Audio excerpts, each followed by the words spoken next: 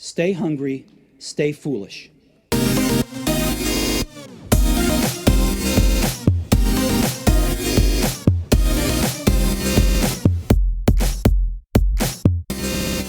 Throughout history, mankind has struggled to understand life's mysteries, from the mundane to the seemingly miraculous. Our guest is a multiple award-winning pioneer in the field of quantum computation and argues that explanations have a fundamental place in the universe. They have unlimited scope and power to cause change, and the quest to improve them is the basic regulating principle not only of science, but of all human endeavour. This stream of ever-improving explanations has infinite reach. We are subject only to the laws of physics, and they impose no upper boundary to what we can eventually understand, control, and achieve. He applies that worldview to a wide range of issues and unsolved problems, from creativity and free will to the origin and future of the human species. We welcome Fellow of the Royal Society, a pioneer in quantum computing, visiting Professor of Physics at the Centre for Quantum Computation at Oxford University, multiple TED Talker, optimist, and author of The Beginning of Infinity, Explanations that Transform the World. David Deutsch, welcome to the show. Hi, thanks for having me. I love what you say. Wherever there's been progress, there have been influential thinkers who denied that it was genuine, that it was desirable, or even that the concept was meaningful. You argue that all progress, both theoretical and practical, has resulted from a single human activity, the quest for what you call good explanations. That is the basis of the book, and that's why I wrote the book. It's about good explanations, basically, and the many ramifications of that concept. This idea has been contradicted in many different ways, not just the ones you just mentioned. So an explanation is a statement about how the world is and how it behaves and why. And the why part always involves explaining what we see in terms of what we don't see, explaining what we know is there in terms of what we guess is there. And sometimes that changes our mind about what we know is there. So that's an explanation, but most explanations are bad. And in the book, I argue that good explanation is one that is hard to vary while still explaining what it purports to explain. And therefore, the epitome of a bad explanation is one that could explain anything. If you say, for example, conspiracy theory is an example of a bad explanation, because whatever happens, if the events turn out bad, you can say, well, the conspiracy made them bad. If events turn out good, you can say, well, the conspirators are just biding their time and lulling us into a false sense of security, and so on. Historically, religions have been quite fertile sources of bad explanations. Also, a few good ones, by the way. I'm not entirely opposed to religious traditions, though I am an atheist. So good explanations are, in science, they are the alternative to just plain prediction. And I think plain prediction is not really science at all. Because if you say that X happens whenever Y happens, you don't know that Y caused X. It could be that X caused Y, or that something else caused both of them, or that since you don't understand what X and Y really are, since you don't have an explanation, it could be that you're misinterpreting the whole thing. On the other hand, when you have an explanation, when you say that not only is malaria caused by living near to swamps, but it's caused by the mosquitoes that live in the swamp and put something into you when they draw your blood, then you have an explanation that is not only useful, but it can be tested and improved. What this book did to me was made me question the history of knowledge in a way. And one of the things you say brilliantly is there is nothing more deceptive than an obvious fact.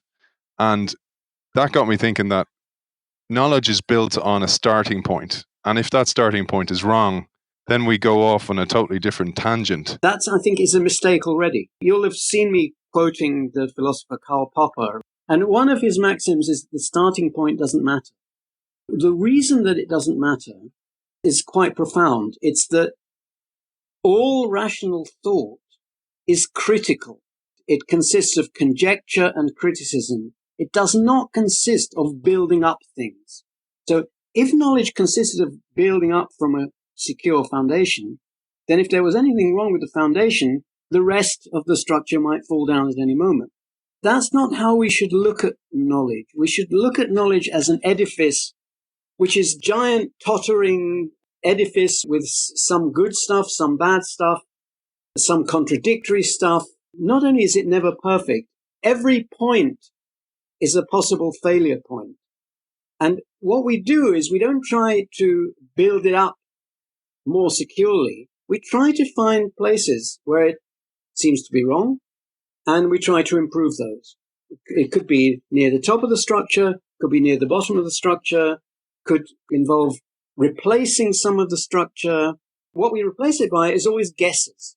We guess that so-and-so would be better, then we try it, see if it'll work. Sometimes that's trying it experimentally or practically, and sometimes that's trying it theoretically, just to see if it makes sense, see if it's a good explanation, see if it works, see if it answers the problem that it was intended to solve, that sort of thing. So, sorry to jump on your initial statement, but this is, perhaps it's a bit ironic, but one can go far wrong by starting there. You've already you've already rocked my belief system and my understanding of knowledge, so that's fine, and I'm open to it. But what I find, even what you just said there, is very empowering, because you say the misconception is that knowledge needs an authority to be genuine. And I think that's so empowering, because I lecture and I meet a lot of people, and I always encourage them to write. You're not writing for anyone else, but you're writing to understand your own thoughts and to critically think. And they often come back to me, David, and say, who am I to write, or who am I to have opinion? I said, who is anybody to have an opinion? You've got to start somewhere. Yeah, some of the most knowledgeable people have been very wrong. Conjecture can come from anywhere, and a criticism can come. That's the great thing about this theory of knowledge. It's also called critical rationalism. The thing about it is, it's open. Not only does the knowledge not require a foundation, as you said, the people with the knowledge have no authority. The only reason to believe for somebody to accept what you say or to build further on what you say is that it seems true. It seems to solve the problem you have. And if it doesn't, well, something is wrong somewhere, and you need some more criticism and some more conjecture to fix that. This leads to the concept of fallibilism, and I love this, because again, it opens us up as anybody to start criticizing. Actually, what if that wasn't the way, or what if that theory was actually false? And it empowers everybody to have a voice. Exactly. And the only admission card you need to this club of rationality is the willingness to expose your own ideas to other people's criticism. So, you criticize things no matter how authoritative the people were who proposed it. But then you've got to be ready to be criticized yourself, because people will say, well, no, that can't be right because so-and-so. And that is how knowledge grows. And say you have a true theory and somebody proposes a false criticism. You might think, well, no, you're not going to learn anything from that, but it's not true. When they propose a false criticism, you will have to answer that criticism, and in doing so, you will understand the truth better than you did. It's no good just having a truth. That's like rote learning. You can learn Newton's laws in a physics lesson, but if you don't approach those laws in a spirit of problem-solving criticism, then you'll end up, at best, being able to answer the exam questions, but not to be able to take the theory further. This is what I got from your work, your effort to make it simple for people to understand, and also saw so many themes that we talk about in innovation all the time. For example, being open to fail in businesses and open to trying new business models and fail fast, that kind of mindset. And you're essentially saying this, and that science is built on this foundation. Yes, it's no accident that the same theory of knowledge applies in fundamental physics and, as you just said, in economics, in business, And also in politics, it's all the same thing. Everything has to revolve around conjecture and criticism. So, like in politics, for example, there's the maxim that the question, who should rule, is a bad question because it's begging for a tyrannical answer. It's just begging to say, oh, so-and-so should rule and he should tell us all what to do. And this is what the rational approach to politics is, to judge all political institutions as ways of facilitating conjecture and criticism. Or as Popper says, does it make it easier to remove bad policies and bad rulers? That's the only criterion that one should judge a political institution by, not how well does it choose rulers. Is it going to choose the best rulers? Are they going to be right? Are they going to be probably right? And those are all terribly bad questions, which are based on authority, based on seeking authority from somewhere. We have to expect that our policies at any one time will be riddled with errors, most of which we're not aware of.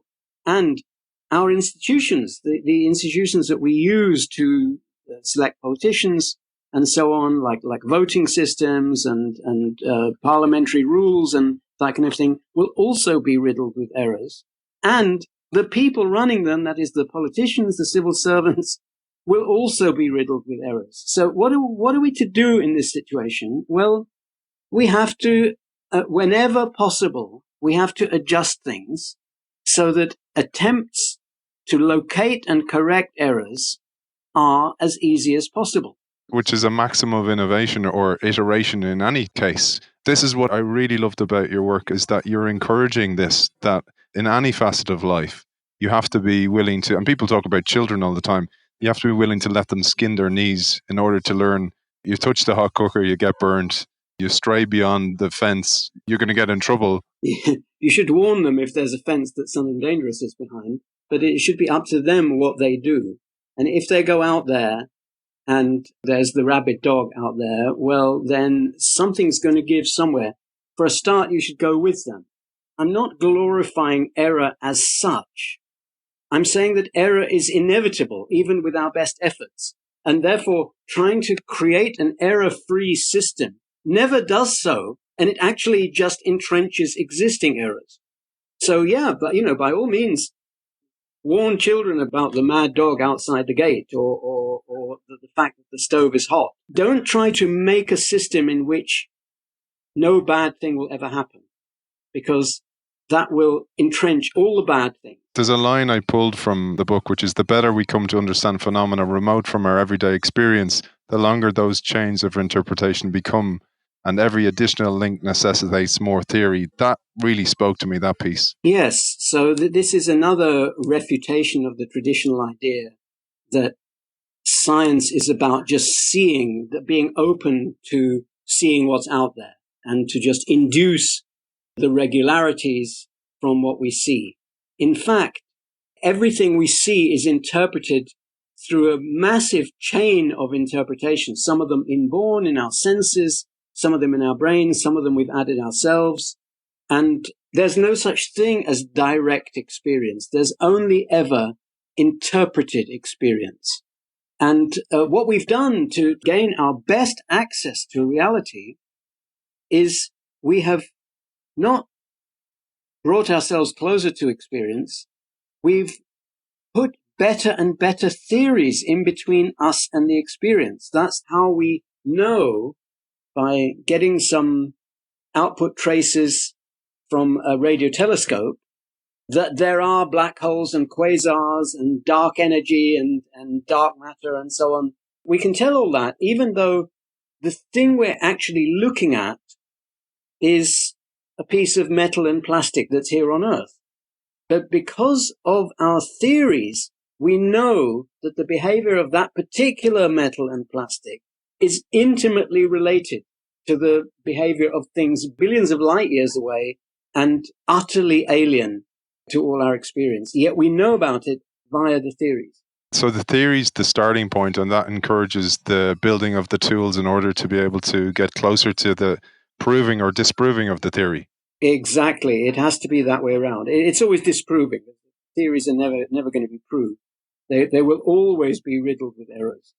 But we're trying to move to better errors, better problems, not an unproblematic state. This is a perfect segue for then the future of humanity in the world of artificial intelligence, because in some ways we look at artificial intelligence and go, that's going to replace us and we're all going to be jobless. And you actually flip that on its head. And it's why I said in the introduction that you're an optimist in this respect for humanity, that actually we can almost outsource the rote tasks of experimentation or theory proving to artificial intelligence and then actually work on the important part, which is the thinking. Yes, it's important to distinguish between two very different things, almost opposite things, which are both called artificial intelligence. One of them is the things we have today, like Siri and the pattern recognition and Google algorithms and all those things. They're called artificial intelligence for historical reasons, because they do things that at one time human intelligence was the only way to do. But they are not what would be required to replace a human in the task of human-level thinking. That is, creative thinking, the creation of new explanations, the growth of knowledge. That is a completely different task, which unfortunately, I don't see it on the horizon at the moment. I think the theory is not yet good enough by a long chalk for us to make an artificial general intelligence, AGI as they're sometimes called. They will be made one day, but we don't know how to do it. So one has to think of those things in two different categories because they are almost opposites of each other. A better AI is one that better meets your specification. So, for example, it recognizes faces better according to some criterion, or it plays chess better, it wins more often, that kind of thing. Now, for an AGI, that's the last thing you want. A human who can only play chess and can only play to win is not really human at all and can never make any progress.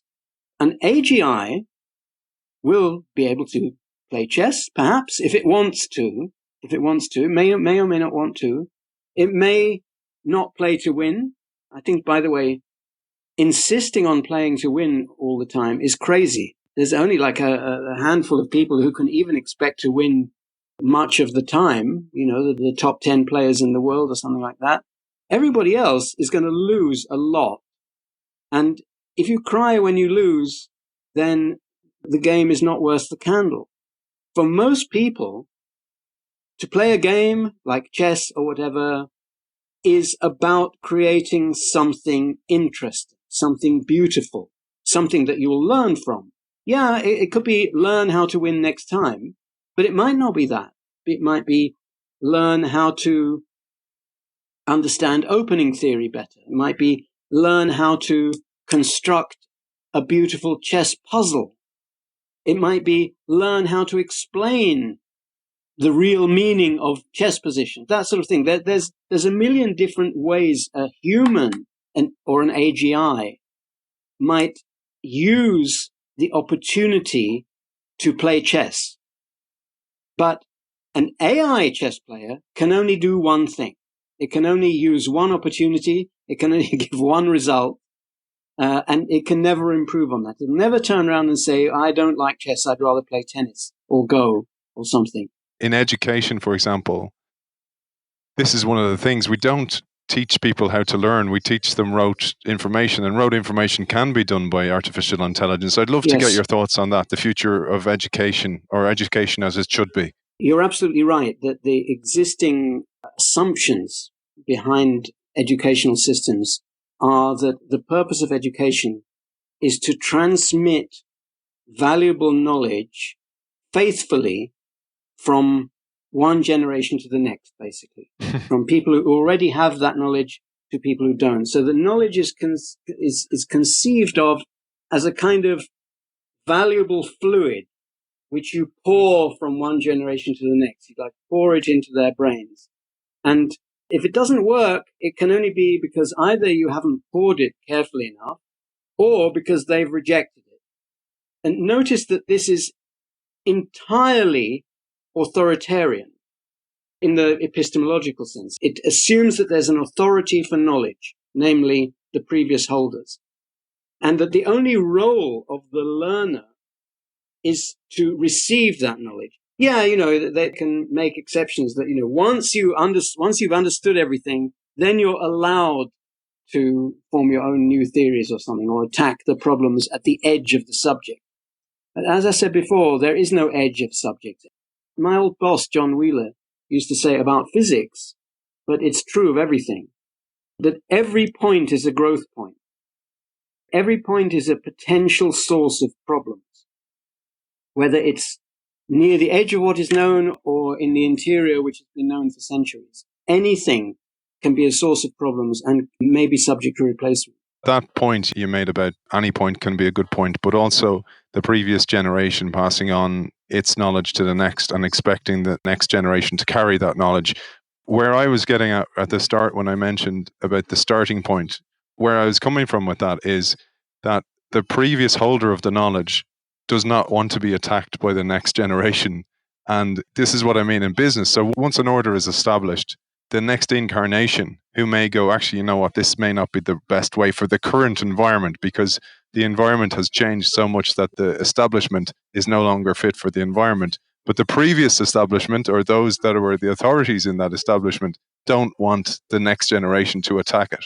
Yes, well, certainly that can happen. There are authoritative type people who seek authority rather than progress, or seek to exercise authority.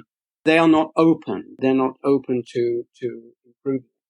And similarly, there are companies and institutions of all kinds that are trying to stay the same. But there are I don't think that's at all true of all companies or all participants in the economy. I think many companies are there for a purpose, to fulfill a vision of how things might be better. And making money is just the means to do that. If a company is founded by a person with that kind of thing in mind, and you say to them, look, you could make more money if you do it this way, and so why are you doing that way? So then they will say, well, because that way leads to what I want to do. I'm not here to make money. I've got enough gold-plated bathroom taps. That's not why I'm in this. I'm in this because I had a vision of how to make a better computer, or how to make a better transport system, or, how to make a better space rocket, how to distribute books better, and so on. Just like in science also, there are scientists who stand on their authority and enjoy their position of telling other people how it is. And, the other people have to listen, the students have to listen. But there are other scientists who don't care about that, who only care about the problem that they're involved in. And again, my old boss, John Wheeler, whom I also often quote, one of his maxims was, which he attributed to Einstein, but I can't find the reference to Einstein. I think it was his. A physicist, he said, is a ruthless opportunist. You're not there to do a predefined thing. You're not there to reach a predefined goal. What you're there for is to try to understand things better and to find a problem that's interesting and beautiful and so on, and try to solve it. If you don't solve it, you'll still have had a fun time if it's that kind of problem. The problem should come first, and the problem should be worthwhile. It should be beautiful in its own right. Never mind the economics and the money and even the techniques and the technology and so on. There should be something that would be worth existing if you could make it exist. And then, if making it exist requires first making something else exist, then, getting the money from that and setting up a particular kind of institution, then all that is conditioned by the original problem. Of course, the original problem can also change. You might find that that's a better problem. You may find a better problem, in which case you change to that. One of the core ingredients for all this is creativity. And I love to hear you talk about that, because imagination and creativity are the core ingredients to the future of humanity, but also business or innovation in any sense. I agree. So creativity is human level creativity is the difference between an AI and an AGI. An AI does not have human type creativity. It may have a sort of mechanical kind of creativity which optimizes some function. You could call that creative, but it's not creative in the same sense that humans are creative. It's not creative in the sense that one can make progress with. Nobody knows how this works. We know that it's some kind of computation going on in the brain. We don't know what kind. We know a lot about it indirectly. For example, as I said, we know that it consists of conjecture and criticism. So we create new conjectures, we create new criticisms. But it's not known exactly how that's done. We don't know how to do it well enough to program it. We will one day, but we don't yet. And that is the thing on which everything depends. And because of the way the world is, the way to make progress is to create better explanations. In other words, to root anything that's unsatisfactory about the world, any problem, any evil, and so on, in terms of the existing explanations and why they seem to be inadequate. And then think of ways of changing them to improve them. In physics, this happens all the time.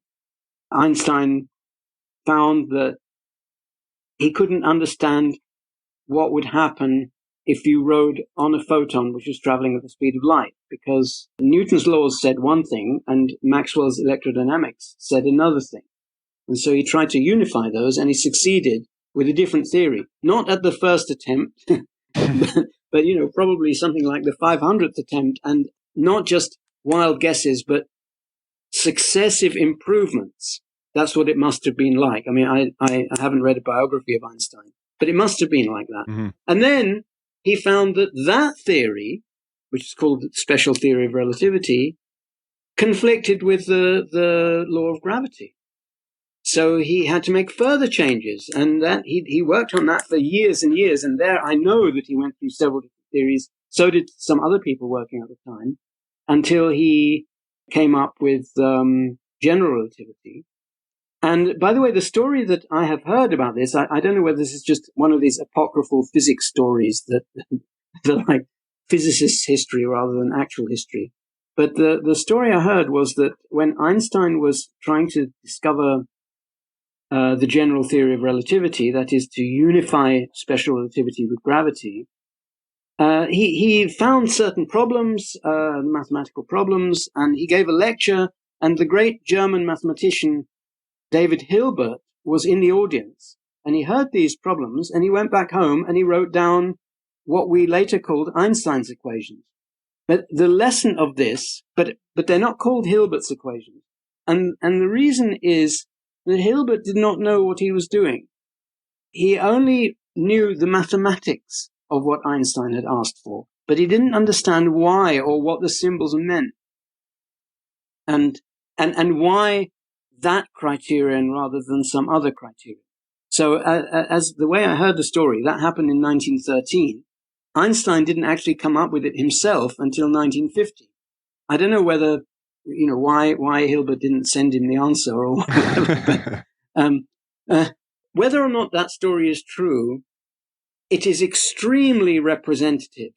It is really impossible to make progress in fundamental physics without an explanatory understanding of the problem that you're trying to solve and of the thing you're proposing reality is like.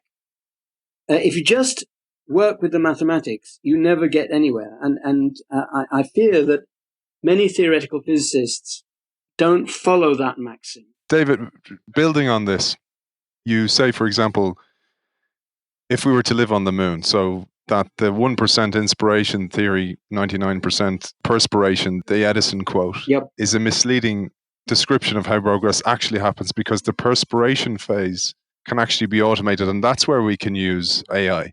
Yes, exactly right. And in fact, we have been doing exactly that for tens of thousands of years. We walk around in clothes so that we can spend our time doing the stuff we want to do when a cold wind is blowing. And, at some point, somebody invented shirts and somebody invented shoes. And from the moment somebody invented shoes, the shoes were doing a lot of the perspiration work that the person would have had to do if he didn't have shoes. Like, being very careful where you step, tending to your feet when they get injured and so on, and not being able to do certain things at all because one can't do the relevant perspiration work unless one has shoes. That's the same, if we come up to the 19th century, then we were beginning to have sewage installed, so people didn't have to do the chamber pot thing, which itself had been an innovation at some time. The sewage system does a tremendous amount of perspiration work, which we utterly take for granted. We don't even notice that it's there. We don't even notice what it's doing for us. But it is. And there's that marvelous documentary by Mark Williams called Pants for All about the transition to wearing cotton underpants and what that did for the human race. If you don't know it, I recommend it. And we'd all be going commando if it wasn't for that. No, well, worse than that. You watch it and you'll see how disgusting it used to be. Things used to be pretty disgusting. Yeah. I love what you say based on this. So once enough knowledge, for example, we're living on lunar colonies, and once enough knowledge has been embodied in the lunar colony, our natural inclination to want to devote our thoughts and energies to creating even more knowledge and therefore going beyond the colony we've made home. And like you say, things like sewage, things like underpants that we take for granted, we will have taken for granted at some stage living on the moon. Yes. And so a lot of things that today we think of as a huge amount of effort, like going to the moon, will one day be just automated. And we won't think about it. We'll just think, where am I going to spend my holiday? Where am I going to meet my friends? Where am I going to have lunch? And perhaps on the moon. Perhaps, we don't think. When I think, where am I going to have lunch? I do not think about the vast amount of sophisticated effort that went into making the road between here and there, even in Oxford. And one day there was this guy called McAdam. And he invented tar macadam, and now it's on all the roads. And no doubt it has many advantages over the previous surfaces, but we use it to this day. And it makes everyday life less perspirational. And so we can devote our efforts to the inspirational. So David, I'd like to come back a little bit, because if we were to live on the moon, there's a basis of this, which is the idea of spaceship Earth. And it's something I talk about on the show, but I talk about it in the respect that if we were all living on spaceship Earth, there's no such thing as passengers. We're all crew. So we have to actually respect the ship we live on. But you talk about it in a different sense. You talk about spaceship Earth meets and overlaps with the principle of mediocrity. I'd love if you shared that with our audience. The spaceship Earth idea and the principle of mediocrity, so-called, are both very widespread ideas, and they form an integral part of many people's moral stance in the world. And I think they're both very false, even though they kind of contradict each other. they're both false and very popular. So spaceship Earth, that's the idea that the Earth is a spaceship, and it has this miraculous life support system, like the water cycle and the carbon cycle and ecosphere with its countless checks and balances and so on. And this is the thing that keeps us alive. That's according to the spaceship Earth theory. But what we're doing is we're messing it up. We're polluting it. We're overstraining the resources, the recycling system, and so on. And what's going to happen, according to this theory, is that when we've strained it past a certain point, it'll stop working as a life support system, and then we will die. So that's the theory. Now, I think this is wrong from beginning to end. It's not at all true that the Earth is a life support system for humans. The Earth is a death trap for humans. And most people who have ever lived have been killed by very nasty things that the Earth has done to them.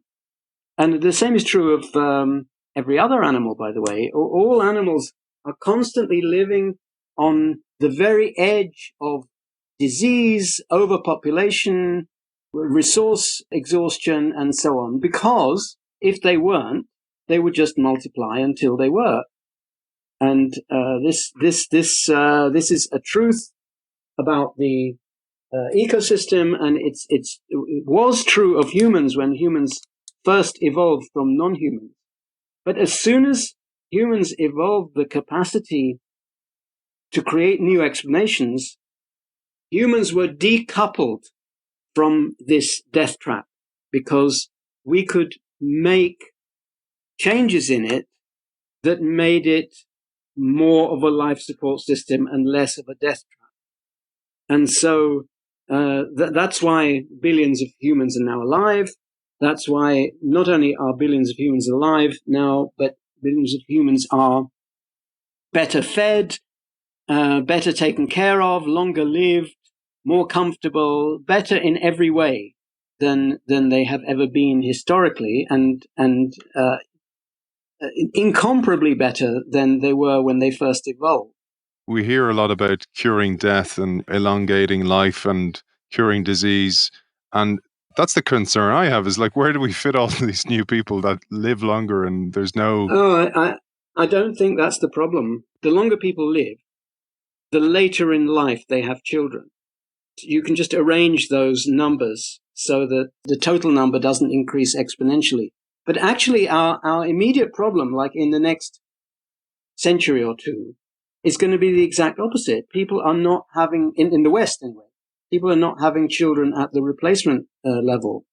So to replace the population, every couple has to have 2-point-something children. If everybody bred with perfect efficiency, it would be exactly 2 that they would have to have. But in fact, some people are infertile, some people die, some people don't reproduce for all sorts of reasons. And so what you need is 2-point-something. And it turns out, despite all the prognostications of population doom, turns out that when people get prosperous above a certain level, they don't want to have 2-point-something children. 2 is the most that they really want, and a lot of people are satisfied with having 1. So having 1, or some people having 2, and very rarely people having 3, is less than replacement value. The spaceship Earth idea, the central core of that idea is that the Earth is extremely special in the universe. It is the only thing in the universe. Not only does it support life, allegedly, but it is the only thing in the universe that even could support life, because because of evolution and because of lucky accident and all those things. So the idea is that the Earth is an extremely special place in the universe, which is why, allegedly, if we mess it up, we've got nowhere else to go. Now, the kind of opposite of that idea, from which people derive much the same conclusion, people are rather weird in this way, is the so-called principle of mediocrity, which says that there is nothing special about humans. There is nothing special about the Earth. We are, as Stephen Hawking said, we are on a nondescript planet orbiting a nondescript star on the outskirts of a nondescript galaxy and so on. So there's nothing special about us. This is trying to contradict the old religious idea that we are either physically at the center of the universe or at least morally at the center. I think, by the way, morally at the center of the universe is exactly what we are. Okay. But never mind that for the moment. The the the principle of mediocrity, therefore, Chemical uh, scum. yeah, we're chemical scum, I which love means that. that which means that our values don't have any special place. Our knowledge, our explanations, our concept of what an improvement is all just what happened to turn up in this chemical scum. There's no reason to believe it can succeed any further. And as Richard Dawkins once said, we evolved in order to understand hunting game on the savannah and that kind of thing. And if we can understand quasars and black holes and computers and moon rockets, there's going to be a limit to that because our brains evolved for this other purpose, and we can't expect this extension to go on forever. So sooner or later, we'll run into a limit because of the principle of mediocrity. And so therefore, we can't expect endless improvement. And if we can't expect endless improvement, then the priority is not error correction anymore. The priority is not criticism and conjecture. The priority then becomes the orderly management of stasis. Rather like, I think in the 1970s, the Foreign Office in Britain saw its task as the orderly management of decline. Well, the orderly management of stasis is not much better than that, because stasis really means death by another name. Amen. Amen. So that those things are both false. They both lead to this kind of anti-human attitude, and they contradict each other. So go figure. What dawned on me when I was reading the book was I was looking at the stars one night actually, and I was thinking of your work, and I was kind of going, imagine there's a star in the distance. All I know about that star is what I've read. So my interpretation of it is based on everything I've read, everything I know. Imagine it was totally different. Imagine I'm actually formulating what I see based on what I know. And imagine it's actually totally different. Because I'm really working on this part of my own world, is to go, what's there that I don't know it's there? What veil is over reality? And I'd love to remove the veil. I'd love to be able to remove the veil naturally. And that's what I love about the idea of the multiverse, is that you can, or at least you can be aware that there is a veil over reality. This is what physics does, and this is more generally what science does, and even more generally what human thought does. It looks at an impression of reality, and then it guesses what that's due to. Like Plato in his famous metaphor of the people sitting in the cave with the shadows. You see the shadows, but you guess that they are caused by people outside the cave. You can't see those people, but your best explanation of like why the shadows look like people, why they move like people, why they always happen just before they deliver food to you, kind of thing, is you're going to form an explanation that the shadows are the shadows of people, and then that will lead you to say, well, what is casting the shadows? There's something out there that's making light that isn't in here, and so on. This is the epitome of human thinking. It's explaining the seen in terms of the unseen, and sometimes even in terms of the unseeable, because the link is not the link between the unseen and the seen is not that we made a mistake in what we saw. The link is that there is an explanatory theory. The thing can't be explained otherwise. And this is exactly how Hugh Everett, who was the first to systematize the theory of multiple universes, actually the first person that we know of who had this idea was Erwin Schrödinger a few years earlier, but Everett's the one credited with the name, called the Everett interpretation, is the many universes interpretation. He was trying to find an explanation for quantum phenomena. Unusually, we knew a lot about quantum phenomena by the 1950s when he did this stuff, in terms of being able to calculate the answer. But the theories about how the answer came about were completely crazy. When I say crazy, I don't mean counterintuitive. You're, there are no conservative options when it comes to quantum theory. I mean they were crazy in the sense that they didn't make sense. For example, there was this theory that when you become consciously aware of something, all the universes except one disappear, and that one is the one that you then observe. And okay, that's, from the point of view of physics, that's a very ugly theory. You can't make a good model of it that way. But it's even worse than that when you start thinking about what happens when one observer observes another observer.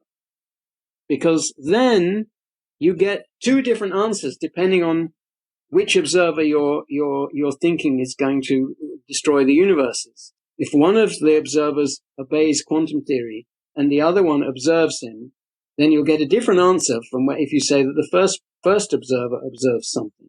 And this is called the paradox of Wigner's friend, because he imagined Wigner, he was another physicist, he imagined his friend making an observation, and he imagined that the friend was himself described by quantum theory, this being our most fundamental theory of nature. And so he came to this paradox. And that was one of many paradoxes with, or better to say, many ways in which attempted explanations made no sense. And Everett produced an explanation that made sense. So that's how the parallel universe theory began, and now we could use it to explain all sorts of other things, like quantum computers, why quantum computers are so powerful. I mean, quantum computers don't exist yet, but when they do exist, why they will be so powerful. It's because they share the work of computation between many universes, vast numbers of universes. And so that's an explanation of how it works. David, of all your work, and I hope we get to do another show together, because as I was saying to you off air, it's not even like each chapter could be a book of this book. It's each paragraph could be a book in its own right. The amount of research and the amount of knowledge, you give utmost respect to the reader to help the reader understand these complex concepts. But I loved the line, and I pulled this line out of the book that it was just such a positive one for me. It is like an explosive waiting to spark. Unimaginable numerous environments in the universe are waiting out there, and we humans could be that spark. If we choose to, I think it goes on to say. Yeah. I left that bit out because yeah, we could be that spark, and this is how I envisage not just the human species, but individual humans too. Like all theories involving infinity, mathematical, physical, economic, human, psychological, and so on, it's counterintuitive but inevitable that there are only two possibilities. Something is either infinite or it's finite. And if progress is finite, that is very bad. That would be that we are destined to run into a brick wall, after which nothing ever improves, which means that no human thought is ever effective again. In the book, I don't just argue that that would be bad, therefore it can't be true. I argue from very fundamental reasons that it can't possibly be true. As you'll see if you read those sections, thinking that there's a boundary to potential human knowledge is the same as blind belief in the supernatural. It doesn't sound like it at first, but I think the argument is inescapable. Therefore, if you don't want to be completely irrational, you have to accept the idea that unlimited progress is possible. It's not inevitable, of course. We could choose wrongly. So we should try and choose rightly, right? With lots of conjectures and criticism. That's what this book gives us. It gives us all the options. It gives us many ways to question our thinking and give us the best possible options for the future and the best possible ways to think. And David, if people want to find out more about your work, where can they find you? There's my books, Beginning of Infinity and Fabric of Reality. Then there's my website, which has got lots of links to my various interests. The website is daviddeutsch.org.uk. And then there's the constructor theory website. We haven't spoken about constructor theory, but that is actually what I'm mostly working on at the moment. A kind of a new theory of physics. So that also has its own website. So people follow all those things. There's a lot to chew on. Author of The Beginning of Infinity, Explanations That Transform the World, David Deutsch, thank you for joining us.